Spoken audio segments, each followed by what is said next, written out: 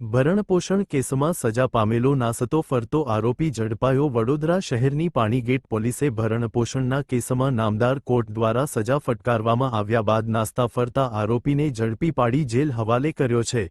Police commissioner Narasimha Kumar સહિતના ઉચ્ચ અધિકારીઓની સૂચના અને માર્ગદર્શન હેઠળ પાણીગેટ પોલીસ સ્ટેશનના પોલીસ ઇન્સ્પેક્ટર બી પટેલે સર્વેલન્સ ટીમને સજા વોરંટના કામે નાસ્તા ફરતા આરોપીઓને ઝડપી પાડવા સૂચના આપી હતી।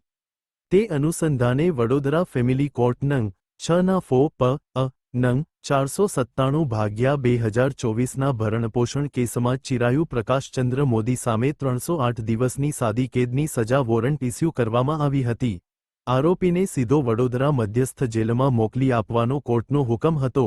સર્વેલન્સ ટીમે હ્યુમન અને ટેકનિકલ સોર્સના આધારે તપાસ કરી આરોપી ચિરાયુ મોદીને ઝડપી પાડ્યો હતો। ત્યારબાદ તેને સજા વોરંટના કામે વડોદરા મધ્યસ્થ જેલમાં મોકલી આપવામાં આવ્યો હતો। આ કામગીરીમાં આસી હર્ષદભાઈ કાનજીભાઈ સહિત પાણીગેટ પોલીસ સ્ટેશનની સર્વેલન્સ ટીમે મહત્વની ભૂમિકા ભજવી હતી।